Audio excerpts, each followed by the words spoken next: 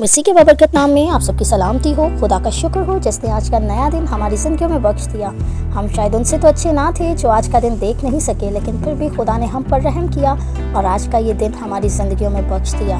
सो हम खुदा की शुक्रगुजारी करेंगे और शुक्रगुजारी में हम खुदा के कलाम में से कुछ टाइम के लिए एक आयत पर थोड़ी देर गौर करेंगे। मरकस पहला बाब 14 और 15 आयत, जिसमें यूँ लिखा है, फिर यूहन्ना के पकड़वाए जाने के बाद यीशु ने गलील में आकर खुदा की खुशखबरी की मुनादी की और कहा कि वक्त पूरा हो गया है और खुदा की बादशाही नज़दीक आ गई है। तौबा करो और खुशखबरी पर ईमान लाओ। आमीन। लफ्ज़ तौबा नहायत ही मुस्बत लफ्ज़ है।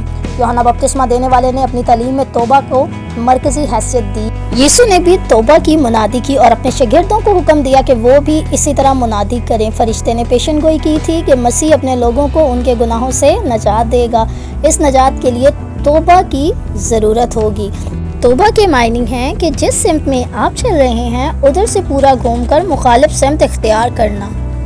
तौबा एक ड्रामाई और फैसला कौन रास्ते की तब्दीली का नाम है। जब ये राह जो हमने इख्तियार कर रखी है तबाही और बर्बादी की तरफ ले जाती है तो खुदा हमें ताकीद करता है कि हम तौबा करें। तौबा हमें तबाह कुन नताइज से बचाएगी।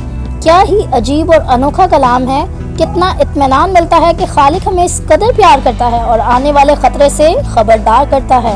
शायद हम तौबा को एक मनफी शय ख्याल करते हैं, इसलिए जब हम अपने गुनाह को तस्लीम करते हैं तो हम अपनी ज़िंदगियों को खुदा के लिए दोबारा वक़्फ़ करने की बात करते हैं। हम दूसरों को बताते हैं कि हमने खुदा को मायूस किया है, इसलिए अब हमने पहले की निस्बत खुदा से ज़्यादा वफादारी का तहैया कर लिया है। ताहम बाइबल मुकद्दस किसी को दोबारा मंसूब और वक़्फ़ करने के बारे में कुछ नहीं बताती।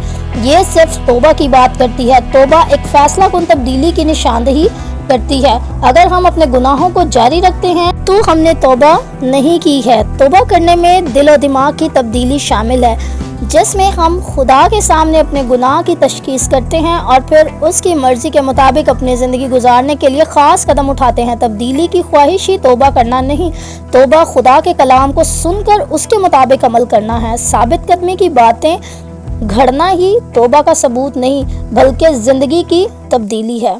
तो अगर आज आप चाहते हैं कि खुदा आपको मुआफ़ करे हर उस बात से जो आपने उसकी मर्ज़ी के ख़िलाफ़ की है, तो ज़रूर उससे तौबा करें, अपने गुनाहों का इकरार करें ताकि वो आपको फिर से नया बना दे।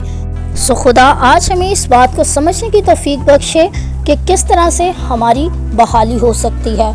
सो हमारी बहाली एक ही सूरत में होगी, खुदा के कलाम के मुताबिक। जब हम अपने गुनाहों का इकरार करेंगे, हम तौबा करेंगे अपने गुनाहों से और फिर ना करने का खुदा से वादा करेंगे, तभी वो हमें बहाल कर सकता है।